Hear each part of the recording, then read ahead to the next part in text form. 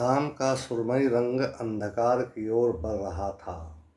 हल्की हल्की बूंदाबांदी भी शुरू हो चुकी थी। पंडित धीरेन्द्र शास्त्री बारिश से बचने के लिए तेज तेज चल रहे थे। उनके पास बाजार से लाए हुए सामान का 2-3 थैला था। आसपास कोई छिपने लायक जगह भी नहीं थी।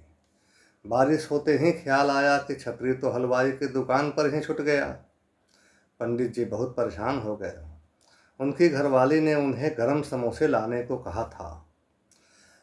पत्नी ने घर से निकलते समय छतरी पकड़ाते हुए आगाह भी किया था, गरम समोसा लेकर आना, और ताकीद की कि भूलना और कोई बहाना भी नहीं मारना, नहीं तो 3-4 दिन तक खाना पीना का हाल कुक्कुर की तरह कर दूंगी। अक्सर जब कभी पंडितायन को कहती तो बेचारे शास्त्री जी भूल जाते थे। घर से निकलते समय पत्नी के बात को मन ही मन खूब याद रखने की कोशिश करते थे, लेकिन कभी दोस्तों की संगति में, तो कभी कीर्तन मंडली में, तो कभी किसी के भलाई करने के चक्कर में पत्नी की बात भूल जाते थे। आज उन्होंने कागज़ पर लिख कर जेब में रख लिया कि भूलने न पाए, और उन्होंने भूला भी नहीं। बच्ची हलवाई से अपने सामने खड़ा होकर समोसा बनवाए और साथ में 1/4 किलो जलेबी ले ली। आज पंडिताइन बहुत खुश हो जाएंगी। लेकिन अचानक आई बारिश ने शास्त्री जी के पसीने छुड़ा दिए। उन्हें लगने लगा कि आज तो खैर नहीं, क्योंकि पंडिताइन का गर्म समोसा छतरी के बिना भीग रहा था। पंडित जी बड़ी बेचैनी से कभी पीछे तो कभी आगे करके समोसों को बचाने की कोशिश वैसे ही कर रहे थे जैसे कोई बंदरिया अपने बच्चे को छुपाने के लिए करती है। पंडिताइन को प्रसन्न करके मीठी मीठी बतिया करने का मलाल बढ़ती हुई बारिश के साथ बढ़ता ही जा रहा था। अब उनको भरोसा हो गया था कि आज घर रणक्षेत्र बनकर ही रहेगा। पंडिताइन के साथ साथ उनके बाल बच्चे भी मोर्चा लेने से बाज नहीं आएंगे। तभी पंडित जी के पीछे से एक सुरीली आवाज़ आई कि मैं देख रही हूँ कि आप बहुत परेशान हैं। शाम के झुटपुटे में पंडित जी ने देखा कि कोई 32-34 साल की पतली दुबली लेकिन तीखे नयन नक्श वाली स्त्री खड़ी थी। उसका मुस्कान बहुत मोहक और चेहरा पर अभिजात वर्ग वाली संस्कार था। पता नहीं क्यों यह आवाज़ शास्त्री जी को हौले से गुदगुदा गई। तभी वह औरत बोली, शायद आपका कोई बहुत कीमती सामान भीग रहा है। आप मेरी छतरी में आ जाइए, या मेरी छतरी ले लीजिए। पता नहीं सोहबत का असर था या बरसती हुई गुलाबी सुरमई शाम के असर के कारण पंडित जी के कान के लौ के पास से गुनगुनाती हुई पूर्वा हवा का एक झोंका गुजर गया।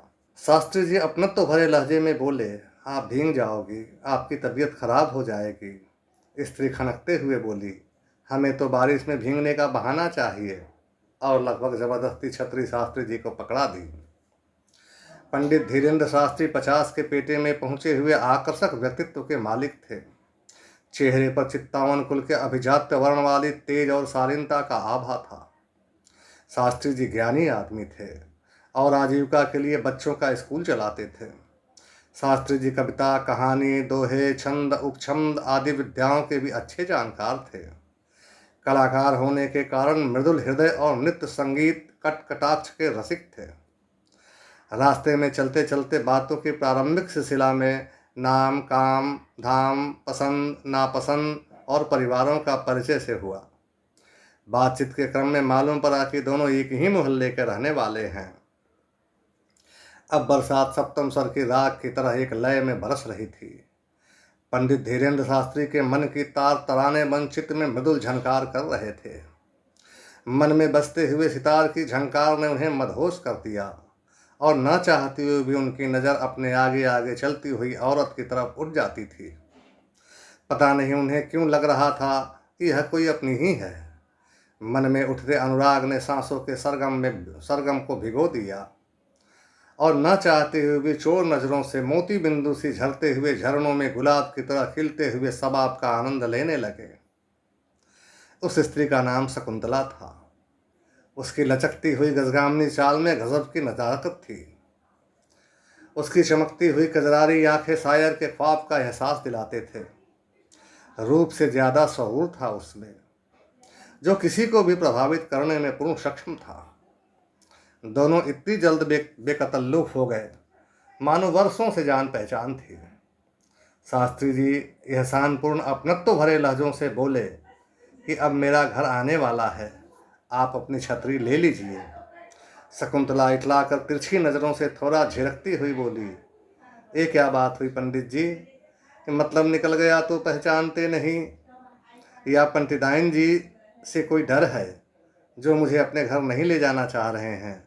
शास्त्री जी झेंकते हुए बोले, अरे नहीं नहीं, ऐसी कोई बात नहीं, आप चलिए मेरे साथ, मुझे बहुत खुशी होगी। वह खनकते हुए बोली, अगर आपको खुशी होती तो पहले ही नहीं बोलते। इसी तरह बातचीत करते हुए शास्त्री जी के साथ साथ वह भी उनके घर तक आई। शास्त्री जी ने आवाज़ लगाकर दरवाज़ा खुलाया। आवाज़ लगने की देर थी, लगा जैसे सांड ने टक्कर मारकर दरवाज़ा तोड़ दिया हो। दरवाज़ा खुलते ही पंडिताइन प्रचंड स्वर में चिल्लाई, आ गए सत्यानाश करके, आपसे तो कोई काम ढंग से होता ही नहीं, इस बारिश में अब समोसे का क्या स्वाद रह जाएगा। अभी पंडित जी सफाई दे ही रहे थे कि बड़ी लड़की मोर्चे पर आ गई और माता का पक्ष लेकर शास्त्री जी को रगड़ने लगी। अब शास्त्री जी का भी धौर्य चुकने लगा और वे भी ताल ठोकर वाक युद्ध में कूद गए। अभी मामला और तूल पकड़ ही रहा था कि शकुंतला पंडित जी की बेचारगी समझकर बिना कहे समोसे की दुकान से गरम गरम भाप उगलता हुआ समोसे की थैली पंडिताइन को पकड़ा दी। मनपसंद चीज पाकर पंडिताइन बहुत खुश हो गई। पंडिताइन भी सत्यचित आनंद वाली, संस्कारों के धनी, हर तीज त्योहार देवता पितर मानने वाली स्त्री थी, लेकिन शास्त्री जी से जरा 36 का आंकड़ा रहता था। पास पड़ोस में पंडिताइन की पूछ थी, किसी को भी मित्र बनाने की कला में वे प्रवीण थी, लिहाजा उस दिन से वह औरत जिसका नाम शकुंतला था शास्त्री परिवार की अभिन्न हिस्सा बन गई। शकुंतला बड़ी सूझबूझ वाली होशियार औरत थी। शास्त्री जी के मन में उठते हुए अनुराग से वह बाखूबी परिचित थी। उसके व्यवहार में भी इस अनुराग के प्रति आदर और स्नेह झलकता था। धीरे धीरे आकर्षण और मित्रता ने उनके हृदयांगन में पारिजात पुष्प की महक घोल दी। उन्हें पल प्रतिपल शकुंतला का इंतजार रहने लगा। अब शास्त्री जी और शकुंतला में अक्सर विभिन्न विषयों पर तर्क वितर्क हुआ करता था। शकुंतला भी उड़ती चिड़िया के पर गिनने में माहिर औरत थी। उसमें ज्ञान तो था लेकिन अध्ययन नहीं था। शास्त्री जी और शकुंतला में खूब लंबी बातें होती थी। तर्क वाद विवाद से होते होते रूठने मनाने तक चला जाता। लगभग प्रत्यक्ष और गुप्त सभी तरह की बातों पर खुलकर बहस होती थी। धीरे धीरे बेबाकियां और नजदीकियां बढ़ती गई। अब दोनों में बहस के दौरान तलखी और विवाद भी होने लगा था। कहते हैं रूप के साथ ज्ञान का संबंध हमेशा नहीं रह सकता है, क्योंकि दोनों ही ईश्वर का दिया हुआ अनुपम उपहार है। एक तन को सुंदर बनाता है तो दूसरा मन को महकाता है, क्योंकि रूप हमेशा अपनी बखान और आसक्ति चाहता है और ज्ञान हमेशा न्याय और विरक्ति। एक दिन औरत पर बहस होने लगी। पंडिताइन से पीड़ित शास्त्री जी साबित करते थे कि नारी नरक की द्वार सदा से, तो शकुंतला साबित करती थी कि यत्र नारी पूज्यन्ते रमन्ते तत्र देवता। पंडित जी अनेकों अनेकों तर्क और वैदिक पौराणिक बातों से साबित करते थे कि त्रिया चरित्र विवर्जतम। शकुंतला भी बड़ी ढीठ और जबरदस्त औरत थी। उसे पंडित के गूढ़ ज्ञान पर जलन होती थी। अपने तर्क को मजबूत करने के लिए उसने भी हाथ नचाते हुए बोली कि अगर आपका वेद ऐसा बोलता है तो फिर वह क्यों बोलता है कि नारी तू नारायणी। ज्ञान का अहंकार रूप की प्रशंसा कर सकता है, इसके लिए सब कुछ कुर्बान कर सकता है, लेकिन रूप के आगे वह कदापि झुक नहीं सकता। शायद पंडित जी भी तिलमिलाकर इसीलिए बोले, वेद में तो यह भी लिखा है कि त्रिया चरित्र जाने नहीं कोई, पति मार के सती होई। गर्मा गर्मी होते होते बात अब स्त्री के सबसे दुखते रग त्रिया चरित्र पर आ गई। तो शकुंतला चिचियाते हुए भटियारन की तरह कमर कसते हुए बोली, आप मर्दों को तो बस यही आता है, आखिर क्या जानते हैं आप त्रिया चरित्र के बारे में? बड़े आए हैं औरतों को समझाने वाले। पंडित जी भी कहाँ हटने वाले थे। जब कोई किसी को अंतःमन से चाहता है तो उसका पहला इच्छा एक रंग में रंग कर एक लय में चलने की होती है, लेकिन रूप और ज्ञान एक साथ रह ही नहीं सकते। इसलिए पंडित जी भी तीक्ष्ण अंदाज में शकुंतला को ज्यादा से ज्यादा आहत करने के लिए बोले। इसलिए तो तुलसीदास जी ने कहा है कि ढोल गंवार शुद्ध पशु नारी सकल ताड़ना के अधिकारी। बात खत्म होने से पहले ही उतावला होते हुए शकुंतला क्रोध से चाबी का गुच्छा जमीन पर फेंकते हुए जोर जोर से बोली, आज आपके ज्ञान का घमंड उतार ही देती हूँ। क्या जानते हैं आप प्रियाचित्त के बारे में? कभी इसके चक्कर में आ जाइएगा तो वह दुर्गति होगी कि फिर मुंह दिखाने लायक भी नहीं रहेंगे। बड़े बड़े ज्ञानी ध्यानी ऋषि महर्षि कोई भी नहीं है जो आज तक प्रियाचरित्र को मात दे सका है। पंडित जी भी शकुंतला के तर्क और समझ पर जल भूनकर बोले, यह सब बकवास और कहानी है। पुरुष के पुरुषार्थ के आगे कोई चरित्र काम नहीं आता। इसलिए तो कहा गया है कि त्रियाचरित्रम पुरुषस्य भाग्यम दैवो न जानाति कुतो मनुष्यम। शकुंतला तमाए हुए निर्णायक लहजे में बोली कि आपसे बहस में तो कोई जीत ही नहीं सकता। इसलिए याद रखिए, अगर आपको त्रियाचरित्र का मजा न सिखा दिया तो मैं भी एक बाप की औलाद नहीं। स्त्री का यह रूप और गुस्सा देख पंडित के शरीर में सिहरन सा महसूस हुआ, लेकिन वह अकड़ कर बोले, जाओ जाओ, बहुत देखे हैं ऐसे त्रियाचरित्र वाले। तमक कर चली गई। उसके हटते ही पंडित जी का मन पश्चाताप कर धिक्कारने लगा कि क्यों मैं उससे बहस करता हूँ। उसके तर्क भी तो गलत नहीं थे, हमें उससे माफ़ी मांगनी चाहिए। उधर घर पहुंचने से पहले शकुंतला का मन भी खुद को धिक्कारने लगा कि मैं भी क्या करती रहती हूँ। पंडित जी क्या गलत बोल रहे थे? वे जो कुछ भी कह रहे थे वह सब किताबों में तो लिखा ही है। वे मुझसे सच में बहुत स्नेह करते हैं, लेकिन उनमें उन्माद ज़्यादा है जो कि एक ज्ञानी आदमी को ठीक नहीं। इसलिए मैं इनको प्यार पूर्वक त्रियाचरित्र दिखाऊंगी जरूर। एकाएक उसके दिल में पंडित जी के लिए वात्सल्य स्नेह उमड़ आया। आंखें पोंछती वह बाजार की ओर चली गई और गर्मा गर्म जलेबी लाकर पंडित जी के सामने बहुत आदर से रख कर क्षमा मांगी। ज्ञान और रूप एकाकार हो रहे थे। न ज्ञान में अभिमान था और न रूप में घमंड। पंडित जी मन ही मन शकुंतला को हमेशा खुश रखने की परमात्मा को प्रार्थना कर जलेबी खाने लगे। रविवार को पंडित जी का छुट्टी था तो शकुंतला पंडित जी को अपने साथ बाजार चलने को बोली। पंडित जी मन ही मन तराने गाते हुए सलीके से सच संवर कर शकुंतला के साथ बाजार चले। शास्त्री जी मन ही मन हंसते मुस्काते लहकते बहकते रूप पयोधी में डुबकी लगाते कभी कभी आगे कभी पीछे कभी दाएं कभी बाएं होते चल रहे थे। उनका मन हर श्रृंगार की सुगंध से ओतप्रोत हो रहा था। शकुंतला भी बहुत प्रवीण और पेश करने की कला में माहिर स्त्री थी। पुरुष मानसिकता को उकसाकर भड़काने की उसमें उत्तम प्रकार की स्त्रियोचित गुण था। वह शास्त्री जी के आगे आगे पतली डाल सी भागती लचकती चल रही थी। धमक भरी चाल के कारण उसके प्रत्यंग पंडित जी के मन में हलचल मचा रहे थे। शकुंतला मोहक मुस्कान के साथ तिरछी नजर से देखते हुए पंडित जी से बोली, चलिए कुछ नाश्ता करते हैं। दोनों हंसते मुस्कुराते एक अच्छे रेस्टोरेंट में पहुंचे। साइड की कुर्सी की ओर इशारा कर वे लोग बैठ गए। तुरंत वेटर मेनू लेकर हाजिर हो गया। पंडित जी साग्रह मेनू शकुंतला की ओर बढ़ा दी। एक सरसरी निगाह मारकर शकुंतला मेनू किनारे करते हुए बोली, 2 प्लेट पाव भाजी ले आओ। थोड़ी देर बाद ऑर्डर सर्व हुआ। शकुंतला जानबूझकर बड़ी अदा से खाने लगी। पंडित जी तो उसके हर अदा पर निसार होते जा रहे थे। उसके इस नाजो सितम पर पंडित जी बेकरार हो उसके पीठ पर हाथ फिराने लगे। शकुंतला भी कुछ न बोली, केवल मुस्काती हुई खाती रही। कहा गया है कि स्त्री का मौन समर्थन बड़े से बड़े सुरमाओं को भी तलवे सहलाने पर मजबूर कर देती है। पंडित जी द्वारा सम्मोहन की अवस्था में किए जा रहे हरकत को सामने बैठे 2 लड़के बड़ी गहराई से देख रहे थे। दोनों लड़कों से नजर मिलते ही पंडित जी का हाथ स्वमेव नीचे गिर गया। स्पर्श का एहसास खत्म होते ही कारण जानने के लिए शकुंतला की आंखें आसपास घूमती हुई दोनों लड़कों से टकराई। नजर मिलते ही एक लड़का बड़े शरीफाना अंदाज में गंदी इशारे किया। लड़का इतना शातिर था कि उसका इशारा करना पास में बैठे पंडित जी को भी नहीं मालूम पड़ा। दोनों लड़के देखने में कमसीन और अच्छे परिवार के शोख बच्चे की तरह दिख रहे थे। शकुंतला को दोनों पर बहुत गुस्सा आया। तभी उसके मन में पंडित जी को त्रिया के जाल में तरफराते हुए देखने का विचार आ गया।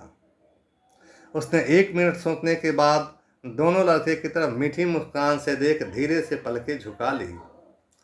दोनों लड़के सिसकारी मारते हुए आहें भर अपने जेब में ठूंसे नोट की ओर इशारा कर आंख दबा दिए। शकुंतला अपनी पलकें फिर से उठाकर झुका ली। रूप का इतना करीब से स्पर्श पा पंडित जी अर्धमूर्छित अवस्था में यह सब लीला देख नहीं पा। खाने के बाद पंडित जी ने बिल चुकाया और जिल्ले इलाही की तरह हाथ उठाकर शकुंतला को दिखाते हुए टीप भी दी। दोनों खुशी खुशी रेस्टोरेंट से जैसे बाहर निकले, इनके पीछे पीछे दोनों लड़के भी निकलकर चलने लगे। एक ने लगभग पास आते हुए व्यंग्यात्मक अंदाज में गाने लगा, तुम्हें दिल लगी भूल जानी पड़ेगी, कभी दिल किसी से लगा के तो देखो। पंडित जी दोनों लड़के की हरकत देख शकुंतला से बोले कि ये दोनों भारी आवारा छोकरे हैं, जी चाहता है 2-3 थप्पड़ लगा दूं। शकुंतला बोली, हाथी चले बाजार, कुत्ते भूखे हजार, इन लोगों पर ध्यान ही नहीं दीजिए। दोनों लड़के तरह तरह की फप्तियां कसते कसते बस स्टैंड तक आ गए। शकुंतला इन सौदों की व्याकुलता खूब समझ रही थी और पहले से भी ज्यादा मगरूर और सहाना अंदाज में चलने लगी। शकुंतला की यह मदमाती चाल लड़कों के साथ साथ पंडित जी पर भी बिजलियां गिरा रहे थे। थोड़ी दूर बाद बस स्टैंड आ गई, लेकिन स्टैंड में काफ़ी भीड़ था। भीड़ देखकर शास्त्री जी और दोनों लड़के मन ही मन फुदकने लगे। किसी तरह धकियाते मुकियाते शकुंतला को उन्होंने अपने दोनों बाहों के घेरों में लिए लगभग उठाकर बस में चढ़ा दिया। शकुंतला पंडित जी के साथ चिमटते सिमटते बस में चढ़ तो गई, लेकिन आपाधापी में शास्त्री जी से बिछड़ गई। यह स्थिति पीछे पीछे आ रहे दोनों लड़कों ने जानबूझकर अफरा तफरी करके बनाई थी। दोनों बेसब्री और बेशर्मी से लोगों को धकियाते मुकियाते शकुंतला के पीछे सट कर खड़े हो गए। पहली बार शास्त्री जी ने कहर भरी निगाहों से लड़कों को देखा। इतने परेशानी और मेहनत के बाद उम्मीद टूटते हुए देख पंडित जी बेचैन हो गए। अपने लिए शकुंतला के बाजू में जगह न मिलता देख उनका धौर्य टूटने लगा। उन्होंने तरफड़ा कर अपने आसपास एक चक्कर मारी तो भीड़ से थोड़ा जगह बना। उन्होंने बेचैनी की अवस्था में लगभग घसीटते हुए एक बूढ़े को हटाकर शकुंतला को सीट पर बैठाया और खुद बॉडीगार्ड लवली सिंह की तरह छाप कर छा गए। शास्त्री जी का यह लीला दोनों लड़कों को द्वेलित कर रही थी, इसलिए लड़कों और शास्त्री जी में अवसर युद्ध शुरू हो गया। दोनों लड़के दाएं बाएं अगल बगल सभी मोर्चों पर शास्त्री जी के साथ धकेला युद्ध करने में लगे। दोनों तरफ से जानबूझकर मगर अनजान बने हुए तरह तरह के पेंच लड़ने लगे। पुरुषों में शुरू इस स्वान युद्ध को शकुंतला बड़े धौर्य के साथ झेल रही थी। ज्ञान और जवानी का यह निर्लज्ज रूप देखकर वह धीरे धीरे मुस्कुरा रही थी। उसके दिमाग में शास्त्री के साथ साथ दोनों छोकरों को सबक सिखाने का पक्का इरादा किया। उसने धीरे से मोबाइल निकालकर वीडियो बनाने लगी। औरत के शरीर के प्रति इस पाश्विक आचरण को देख उसका मन झुंझुनाने लगा था और वह मन ही मन सोची कि साली यह जवानी भी क्या चीज़ है, जहाँ देखो बवाल ही कराती रहती है। उसे अपनी तरुणाई और लावण्यता पर गर्व भी हो रहा था। दिखावे के लिए वह इस तरह से मोबाइल में मशगूल थी जैसे आसपास बम भी फूटने पर पता नहीं चले। पंडित जी के ठीक आगे एक मोटी औरत खड़ी थी। तंग कपड़ों में उसका मांसा शरीर अड़सा हुआ लग रहा था। दोनों लड़कों के साथ कर रहे धकेला युद्ध के कारण पंडित जी बेख्याली में बार बार उस मोटी औरत से टकरा जा रहे थे। औरत को लग रहा था जैसे यह आदमी उसे जानबूझकर छेड़ रहा है। एक आधा बार उसने पंडित जी को ठीक से खड़ा होने का नसीहत भी दी। सभी को अपने अपने मनमानी मस्ती में डूबा देख शकुंतला अपना हाथ पंडित के पैरों को पीछे से निकालकर मोटी औरत के पिछवाड़े में बहुत जोर से चिकोटी काट ली। कुछ काटने का अंदाज और कुछ संजोग के कारण हाथ कुछ ज़्यादा ही गलत स्थान पर चला गया। एकाएक लगा बस में भारी बवंडर आ गया है। मोटी तरफ कर जकड़े हुए लाउड स्पीकर की तरफ फुंकार मारते हुए शास्त्री जी का कॉलर पकड़कर बोली, अरे गुंडवा, तुम्हारे घर में माँ बहन नहीं है जो यहाँ वहाँ मुंह मारते फिरते हो? इस उम्र में भी औरतों को छेड़ने में शर्म नहीं आती? हक्का बक्का पंडित जी को लगा जैसे सारे बाजार नंगा कर दिए गए हों। पूरी बस घूमती हुई दिखने लगी। उन्हें समझ में नहीं आ रहा था कि अचानक आए इस तूफान को कैसे शांत करें। घबरा कर वे शकुंतला की ओर देखे। उसके मोबाइल में डूबा देख थोड़ी राहत मिली। कम से कम इसने तो नहीं देखी, अन्यथा मन में क्या क्या सोचती और कितना ताने मारती। शास्त्री जी अपने समझ से मोटी को हाथ जोड़े, पांव परे, खुशामद की, लेकिन प्रचंड पूतना रूप धरे मोटी बड़ा मुंहफट और जबरदस्त औरत निकली। शास्त्री जी के मान मनोहार पर वह और पतंगों की तरह उछलने लगी। पंडित जी को लगा शायद छुट्टी औरत डर का ही भाषा समझती है, इसलिए अंगुली दिखाकर डांटते हुए मोटी को बोले, तुम्हें शर्म नहीं आती, शरीफों पर अंगुली उठाते हो। पंडित का यह तीर से मोटी और तिलमिला गई। वह एकदम से ताव में आकर चिचियाई, चोरी और सीना जोरी दोनों करोगे? अकेली औरत देखकर राल टपकाने लगते हो? मैं अभी पुलिस को बुलाती हूँ और तुम्हारा छिनार पाना छुड़वाती हूँ। मोटी ने 100 नंबर पर पुलिस को कॉल कर दी। औरत और छेड़छाड़ के नाम पर गश्ती पुलिस तुरंत बस में पहुंच गई। मोटी औरत ने शास्त्री जी को इशारा कर बोली कि इंस्पेक्टर साहब वही वह आदमी है, मैं जब से बस में चढ़ी हूँ तब से यह मुझे परेशान कर रहा है। हवलदार ने बड़ी फुर्ती शास्त्री जी का गर्दन पकड़कर दबोच लिया, मानो वह कितना बड़ा आतंकवादी हो। उसने पंडित जी को घसीटते हुए बोला, चल साले थाने में तुझे चकल्लस करवाता हूँ। स्थिति विपरीत जान शकुंतला के हाथ पाँव फूल गए। उसने हवलदार से काफ़ी अनुनय विनय की, लेकिन हवलदार थाने में आने को बोल शास्त्री जी को लेकर चला गया। शकुंतला ने भी नहीं सोचा था कि इतना बड़ा कांड हो जाएगा। वह बहुत घबराई, क्या करें और क्या न करें उसे कुछ समझ नहीं आ रहा था। पंडित जी को जाते ही दोनों लड़कों की बाशें खिल गई। दोनों खुशामदी लहजे में अपनापन दिखाते हुए शकुंतला से बोले कि आप परेशान मत होइए, मुझे अपना मित्र ही समझिए। हम लोग वकील हैं, इन पुलिस वालों को खूब अच्छी तरह से जानते हैं। अगर आपके चाचा को तुरंत नहीं छुड़ाया गया तो फिर उन्हें 6 माह तक तो जमानत भी नहीं मिलेगी। शकुंतला संस्कारों की धनी और दयालु भी थी। उसे अपने आप पर ग्लानि और क्रोध दोनों आ रहा था। शास्त्री जी को इस असहाय अवस्था में देख वह कुछ भी कर गुजरने को तैयार थी। शकुंतला को सोच में निमग्न देख लोहा गर्म जान वार करते हुए दूसरा लड़का बोला कि अगर उनको तत्काल नहीं छुड़ाया गया तो जीवन बर्बाद हो जाएगी बेचारे का। शकुंतला का कलेजा मुंह को आ रहा था। वह सिसक सिसक कर रो रही थी।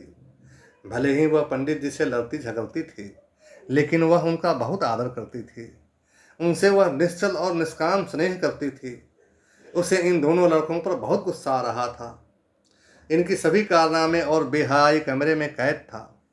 उसे लगा कि अगर यह दोनों और वीडियो पुलिस के पास पहुंच गई तो शास्त्री जी को निर्दोष साबित किया जा सकता है। शकुंतला डरे हुए लहजों में लड़कों से बोली कि आप लोग हमारी मदद करें, आपके इस एहसान को मैं कभी नहीं भूलूंगी। मन की मुरादें पूरी होते देख दोनों एकदम से शकुंतला में चिपकते हुए बोले कि चलिए पहले थाना चलते हैं, फिर बाद में बात करेंगे। शकुंतला थाने पहुंची। दोनों लड़के पूरी निर्भीकता से पुलिस स्टेशन में बातें कर रहे थे। शकुंतला की नज़र पंडित जी पर पड़ी तो उसका कलेजा विदीर्ण हो गया। गले में उछलकर कुछ अटक सा गया। गला रूंध जाने के कारण स्वर अवरुद्ध हो गया। इंस्पेक्टर ने पूछा, बोलिए मैडम, मैं क्या सेवा कर सकता हूँ आपकी? इतना सुनते ही शकुंतला बारूद से फट गई और चिल्लाकर बोली कि गिरफ्तार कर लीजिए इन दोनों को, असल गुनाहगार यही दोनों हैं और ये रहा उसका सबूत। उसने अपना फ़ोन इंस्पेक्टर को पकड़ा दिया। यह सुनकर दोनों लड़के भागने की कोशिश करने लगे, लेकिन पुलिस वालों ने उन्हें मुस्तैदी से दबोच लिया। इंस्पेक्टर ने शकुंतला की सूझबूझ और बहादुरी की बहुत प्रशंसा की और शास्त्री जी को ससम्मान छोड़ दिया। शास्त्री जी के घर पहुंचने से पहले ही उनकी जेल यात्रा के किस्से लोगों के जुबान पर चढ़ गए थे। देखने में तो शास्त्री जी बड़े शरीफ लगते थे, लेकिन इतना बड़ा कांड कर देंगे यह कोई सोच भी नहीं सकता था। कोई कहता कलयुग है भाई, कोई कहता कि पंडित जी तो तरह तरह तरमाल खाने वाले निकले। बेचारे पंडित जी का घर से बाहर निकलना भी दूभर हो गया था। घर में मुंह छुपाए चुपचाप पड़े रहते थे। एक दिन सुबह सुबह 2 पुलिस के बड़े अधिकारी शकुंतला के घर पहुंचे। पुलिस के देख लोग आपस में काना फुसकी करने लगे और एक एक कर शकुंतला के घर के पास जमा होने लगे। पुलिस वालों ने शकुंतला को बताया कि आपने जिन 2 लड़कों को पकड़वाया था वे लोग अंतर्राष्ट्रीय साइबर अपराधी थे। इंटरपोल ने उन पर 50,000 रुपये का इनाम घोषित किया था और यह इनाम और प्रशस्ति पत्र रविवार के दिन आपको मुख्यमंत्री महोदय के द्वारा दिया जाएगा। उसने बहुत ही सद्भावना से इंस्पेक्टर को बोला कि इस इनाम का वास्तविक हकदार शास्त्री जी हैं, उन्हीं के कारण ये बदमाश पकड़े गए हैं। ऑफिसर शकुंतला से प्रभावित हो सहमति पत्र पर साइन कराकर लौट गए। इधर पंडिताइन चीख चीख कर पंडित पर ताना मार रही थी कि मुंह काला कर घर में बैठने पर शर्म नहीं आ रही है। कम से कम अपने जवान होते बेटे बेटी का तो ख्याल रखते।